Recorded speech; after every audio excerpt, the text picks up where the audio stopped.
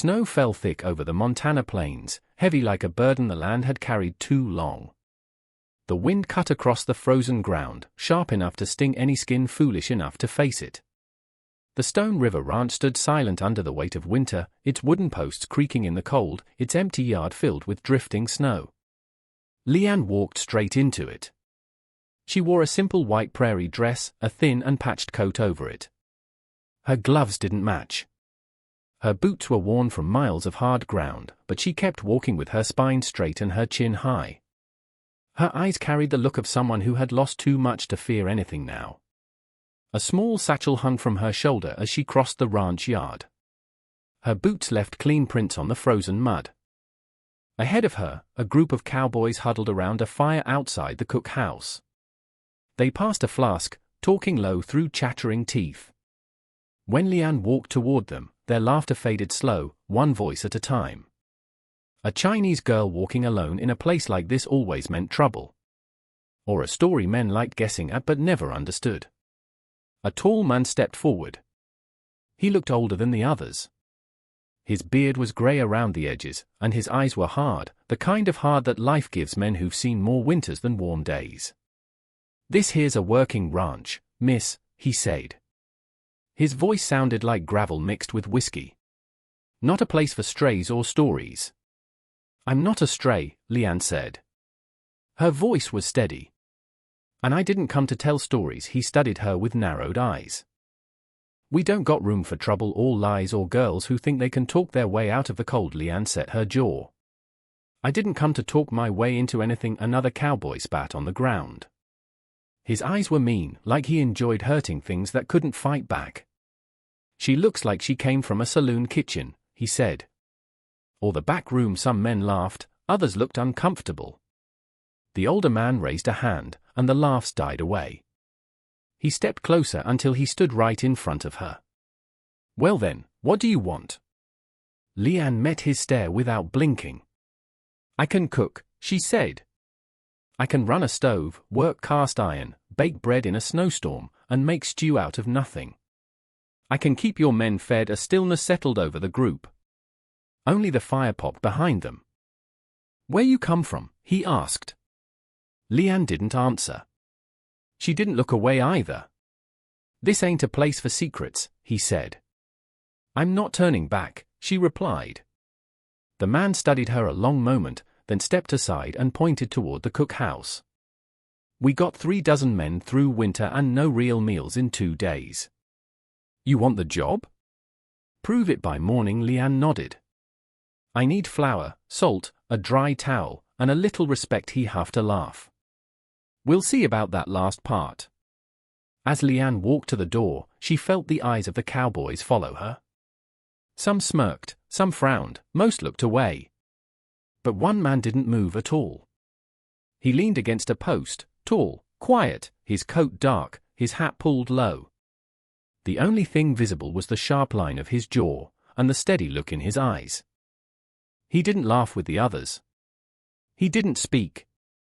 He only watched her like he was trying to remember something. Their eyes met for a moment too long. Then Leanne pushed the door open and stepped inside.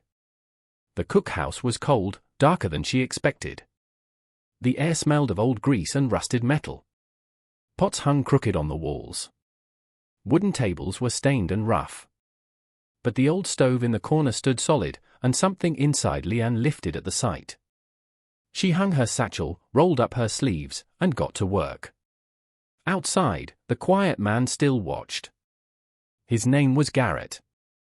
He recognized her the moment she walked in. He had seen her years ago in Billings at the Rosebell Saloon, a place where good men lost their good sense, and where women worked because they had nowhere safer to stand. He had seen her once, dragged by the wrist by a man twice her size. She never cried, never begged. She only stood tall, defiant, daring the world to break her. Garrett had watched from the shadows and done nothing. And now here she was again, snow in her hair, fire in her eyes. He felt something in his chest twist with old shame and something new he didn't have a name for. He turned away and walked toward the bunkhouse, the fire at his back and a storm building inside him. Before dawn broke, Leanne rose again. The cold cut her fingers as she chipped ice from the water barrel and lit the stove. She worked fast, steady, moving like someone used to pain and winter and survival. By sunrise, biscuits baked in the oven, thick bacon sizzled in the pan, and coffee boiled strong enough to make a man sit up straight. At first, the cowboys muttered. But by the third morning, plates were clean, and the room was quiet, men eating without complaint, without waste. Still, none of them thanked her except Garrett. He never said the words, but he was always there, carrying extra water, fixing the iced-over step where she slipped, leaving a bar of soap by the wash basin when hers ran low.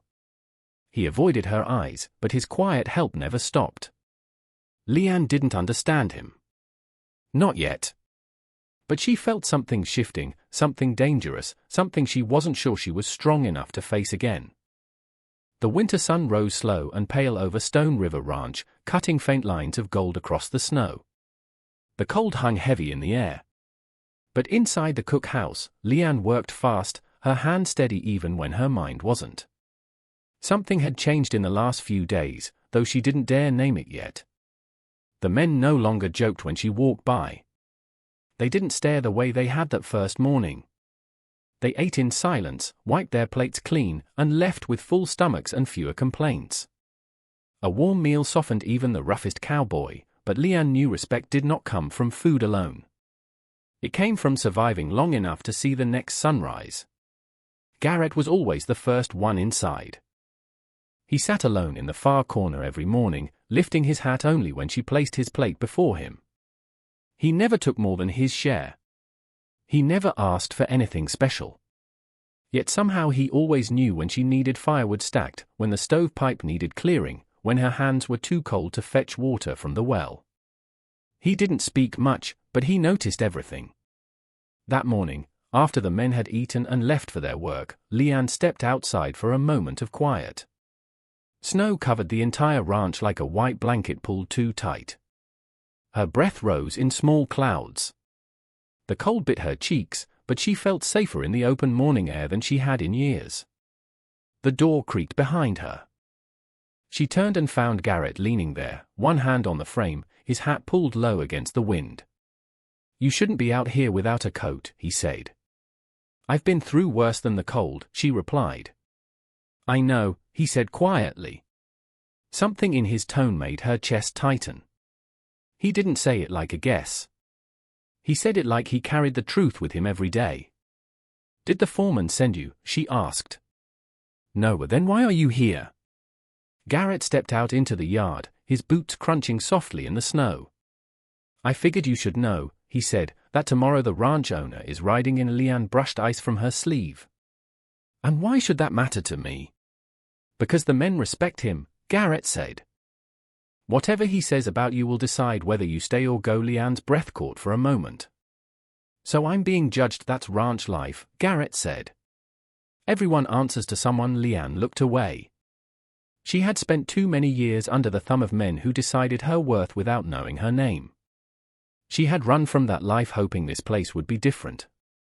"I'll cook," she said. "If they like the food, I'll stay. If they don't, I'll move on." Garrett shook his head. "It isn't about the food, then what is it about?" He hesitated, jaw tightening like he was choosing his words one by one. "It's about who you are," he said. "And what you carry." Leanne's hands curled into fists. "I carry nothing. You carry everything," Garrett said. She didn't know what he meant, but the way he looked at her made her feel seen in a way she didn't want to be, and then he walked away. That evening, the cowboys returned hungry, cold, and louder than usual. Snow clung to their coats. Their horses were restless. Something had put the whole ranch on edge. By the time Leanne served supper, the cookhouse was thick with tension. Boots stomped hard against the wooden floor. Men talked in low, angry voices. Leanne kept her head down and worked through the noise. A hard slam cut across the room. A tall cowboy named Roscoe stood up, so suddenly his chair fell backward. Roscoe was mean on a good day and dangerous on a bad one. Tonight he reeked of whiskey and cold rage. "This stew tastes like water," he snapped. Leanne didn't bother turning. It tastes the same as every other night. Roscoe stomped toward her, his boots shaking the floorboards. You calling me a liar? No, she said. I'm saying you're drunk. The room fell silent. Roscoe reached out, grabbed her wrist, and pulled her toward him. The grip was tight and cruel. A grip she remembered too well from the past. You watch your mouth, girl, Roscoe growled. Garrett was across the room before Leanne even had time to breathe. Let her go, he said. Roscoe smirked. You think I won't put you in the snow, Garrett? You can try, Garrett said, but you won't like the ending. Roscoe tightened his grip. Leanne's face didn't show fear, but her pulse hammered in her throat. She tried to pull free, but Roscoe only held on harder. Garrett stepped closer, eyes cold. This is your only warning. Roscoe shoved Leanne aside and swung at Garrett. The blow never landed. Garrett ducked, grabbed Roscoe by the coat, and slammed him against the wall so hard the whole cookhouse rattled. The other cowboys stood frozen. Leanne steadied herself, her wrist aching. Garrett's eyes flicked to her, checking if she was hurt. When he saw the red mark on her skin, something inside him broke loose. He pushed Roscoe again.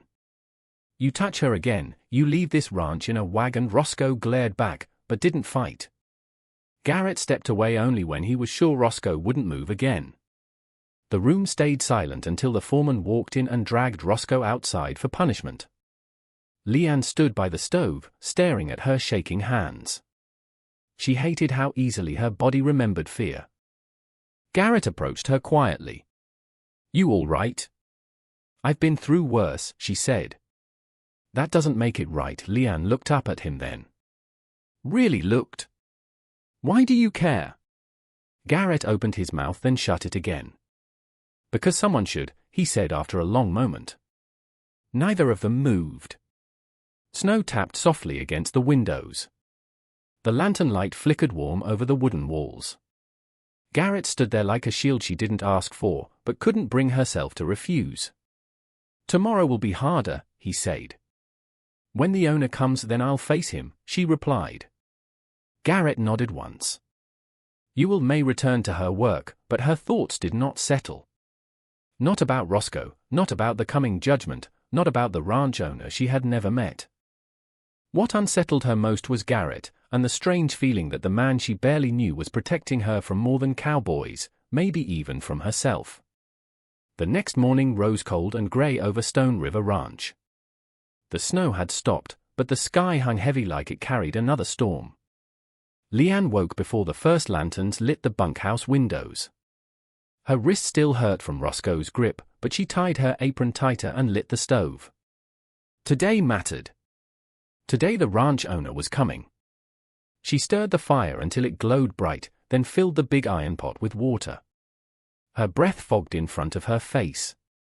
She moved quickly, making biscuits, cooking bacon, slicing potatoes for hash. Every sound felt louder than usual. Every moment felt heavier. The men filed in slow. Their eyes were quiet, almost embarrassed after last night. Roscoe wasn't among them. The foreman had sent him to shovel snow far from the ranch house until his temper cooled. Garrett entered last. He looked at Leanne only once, and in that single look, she felt everything he didn't say out loud. Worry, anger, something else she couldn't place. When they finished eating, the foreman came in and said the words everyone had been waiting for. Here the cookhouse went silent. Boots thudded outside. Voices carried over the snow. Leanne wiped her hands, lifted her chin, and stepped toward the door. But when the ranch owner finally walked inside, her breath caught in her chest. It wasn't a stranger. It was Garrett. He stood tall near the doorway, snow on his coat, hat in his hand, eyes locked on her like he had been holding a truth far too long. The room buzzed with whispers. Leanne stared at him in confusion. You, she said. Garrett took a slow step forward.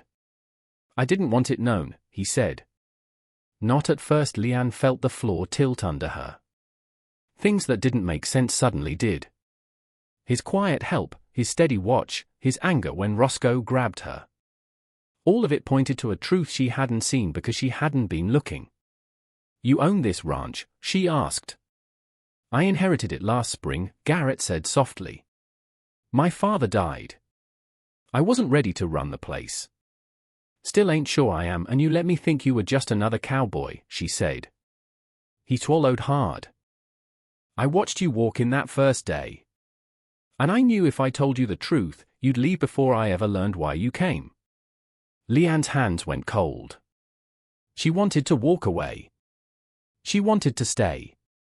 She wanted to tell him everything and tell him nothing at all. "Why me?" she asked. Garrett's eyes lowered for a moment, then lifted again, steady and honest. "Because years ago in Billings, I saw a girl stand tall in a place meant to break her. I saw her walk away from a life most never escape. I should have helped her then. I didn't." Leanne's heartbeat stumbled. He remembered. He had always remembered. "And when you walked onto this ranch," Garrett said, "I promised myself I wouldn't fail you twice." Leanne felt the walls closing in. She stepped back, shaking her head. "I didn't come here for pity, I know," Garrett said. "And I'm not offering pity. Then what are you offering?" she whispered. "Respect," he said. "Work, safety. A place to stand that you choose, not one you fall into." Leanne's throat tightened. She had lived most of her life under men who used their power to break things. Garrett used his to build, to shield, to steady. He stood before her, not as a ranch owner or a cowboy, but as a man who saw her pain long before he knew her name. The foreman stepped inside. "Boss," he said. "Men are waiting. They want to know if she stays." Garrett didn't look away from her. "That's not their choice," he said. "It's yours." The cookhouse was quiet again. Leanne felt every pair of eyes watching her, but none weighed on her more than Garrett's. She had spent years running, years hiding, years believing every place she stopped was just another stop before someone hurt her enough to make her leave again. But here, something was different. She wasn't invisible. She wasn't used. She wasn't alone. Leanne took a slow breath. "I'll stay," she said. "As long as the men treat me fair they will," Garrett promised. "Or they'll answer to me and I work like everyone else," she added. "No special treatment." Garrett nodded. "You earned this place on your own, not because of me." The foreman nodded his approval, and the cowboys relaxed. The tension in the room melted into the warm light of the lanterns. Garrett stepped closer, his voice low enough for only her to hear. "You deserve a life that doesn't hurt," he said. "If you'll let me, I'd like to help you build it." Leanne didn't know what her future held. She didn't know what storms would come. But she knew one thing as she looked at him. For the first time in years, she wasn't running. She was standing. And someone stood with her. "I'll cook breakfast tomorrow," she said quietly. Garrett smiled, small but real. "I'll be here." Leanne returned to the stove, lit a fresh fire, and felt warmth spread through the room and through her chest. The ranch outside was still winter cold, but something inside her had thawed for the first time in a long time. She had arrived lost.